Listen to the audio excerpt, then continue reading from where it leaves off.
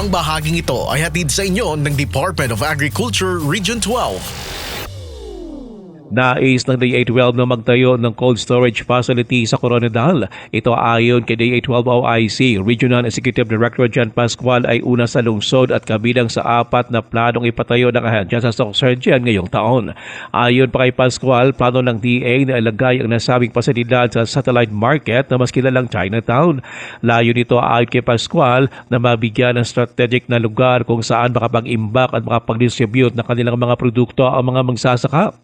Naniniwala rin si Pascual na malaki ang may tutulong ng cold storage facility para mapanatili ang kalidad ng mga produktong gulay.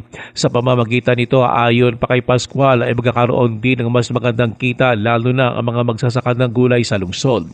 Ipaniyak ito ni Pascual na maging panawing pandangal sa Farmers Festival kasabay ng Hinugya Festival 2026 at founding anniversary ng Coronadal. Ruel Osano, NDBC Bida Balita.